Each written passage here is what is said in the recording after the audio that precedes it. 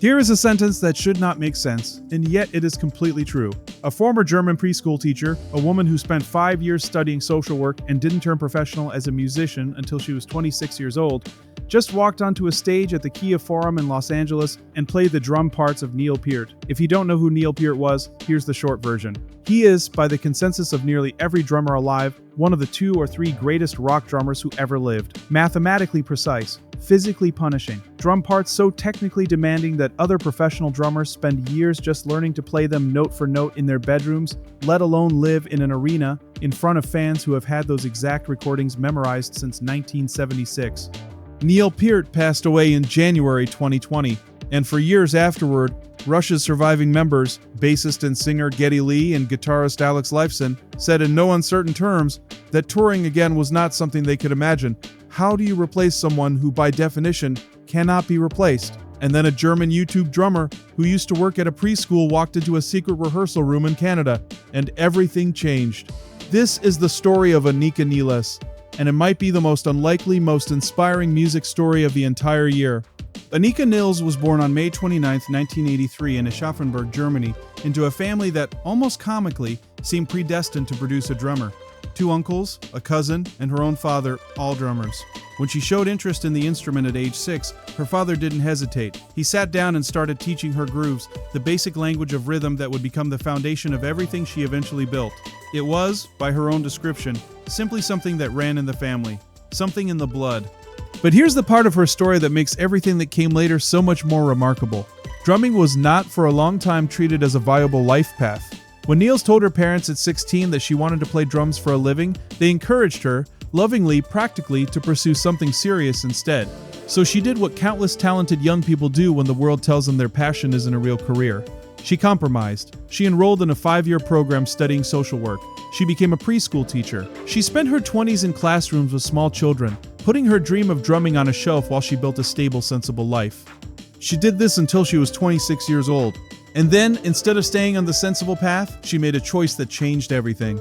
She left the preschool. She went back to school, this time for music, earning a degree in popular music and music business from the Popakademie Baden-Württemberg in Mannheim. And she started building from nothing the career she had set aside a decade earlier.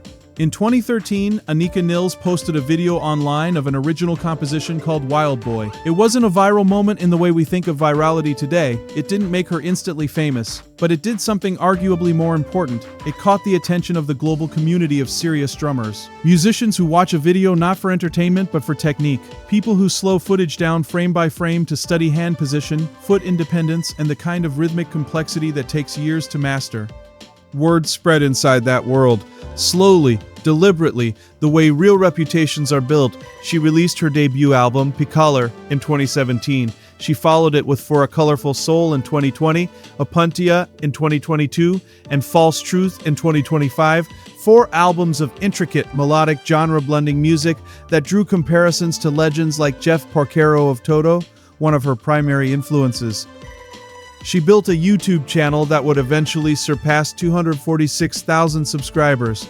With individual videos racking up millions of views, she started winning awards, Rising Star honors from Drum magazine in both 2015 and 2016, recognition from Modern Drummers Readers Poll, accolades for her work as an educator and clinician at drumming festivals around the world.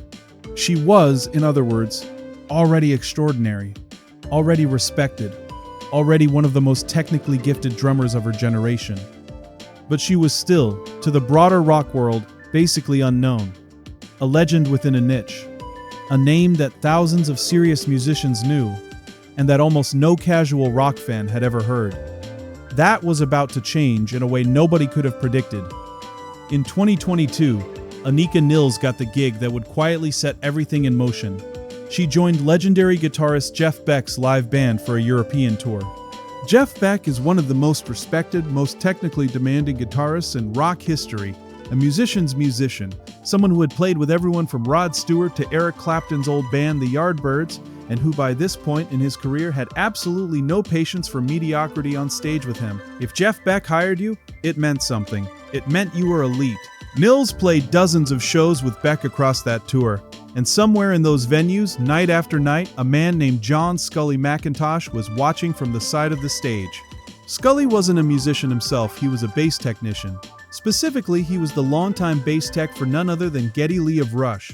Scully could not stop talking about what he was seeing. Show after show, he watched this German drummer play with a level of musicality, power, and precision that genuinely floored him. And when he got home from the tour, he told Geddy Lee about her. Repeatedly. Enthusiastically. Lee, by his own account, looked her up, found her YouTube channel, found a sea of videos showcasing exactly the kind of playing Scully had described, and then in a November 2023 interview with The Guardian, Geddy Lee said something that, at the time, seemed like an offhand, almost throwaway comment.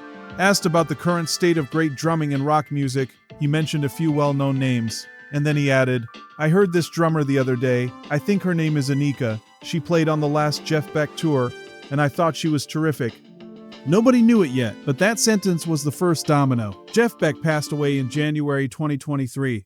Before he died, he had spent years raving to people in his circle about this remarkable young drummer he'd hired. Sadly, he never got to see what came next, but his enthusiasm for Nilles, passed along through Scully, through Lee, through a chain of musicians who trust each other's ears, became the bridge that connected a German YouTube drummer to one of the biggest comebacks in rock history. When Geddy Lee and Lifeson finally started seriously entertaining the idea of playing together again, something they had publicly ruled out multiple times since Neil Peart's 2020 death, they knew the drummer question was the entire problem. Rush hadn't brought in a new member since Peart himself joined back in 1974. The band's chemistry, their identity, their entire musical language was built around those three specific people.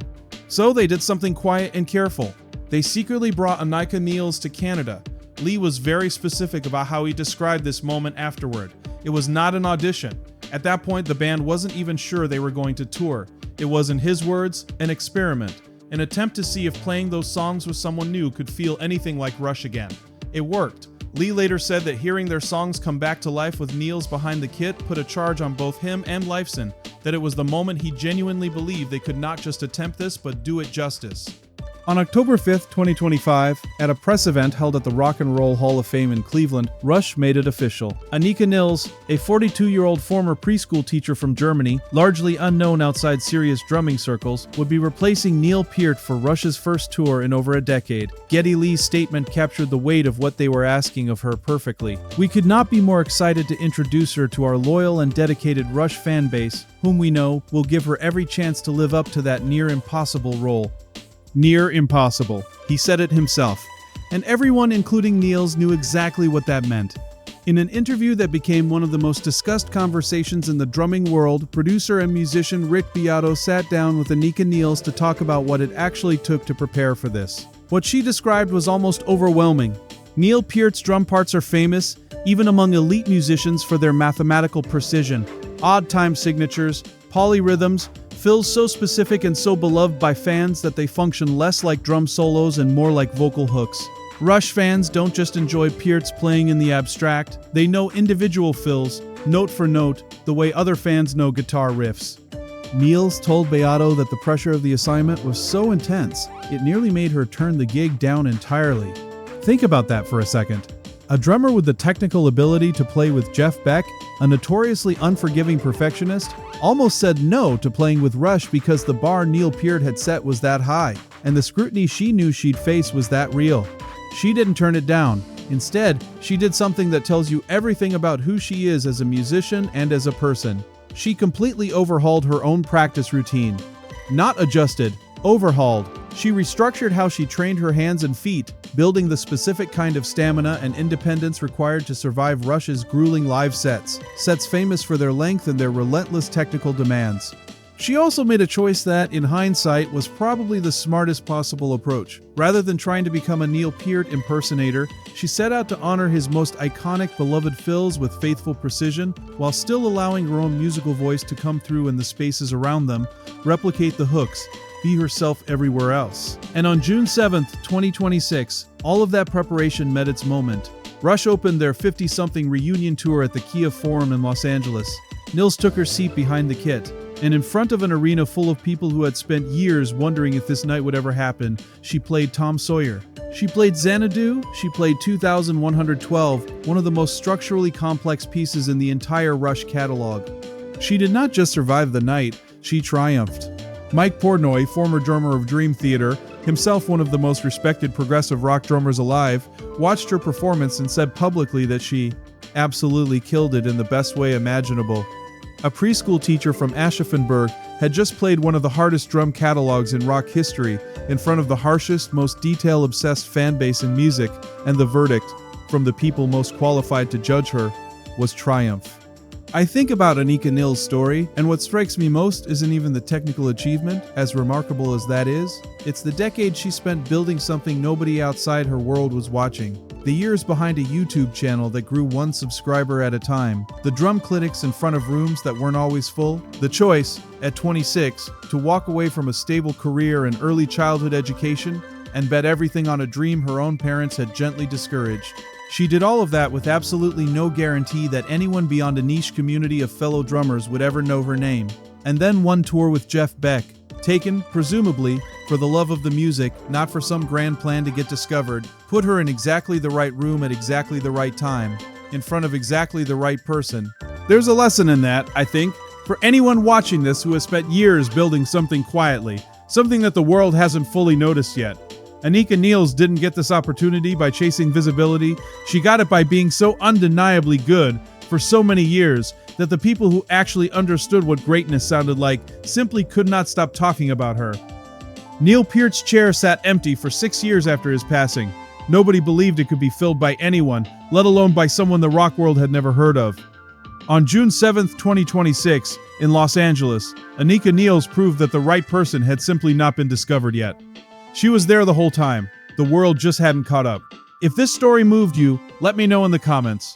What's your favorite Rush song, and do you think Anika Nilles has done Neil Peart's legacy justice? Like, subscribe, and I'll see you in the next one.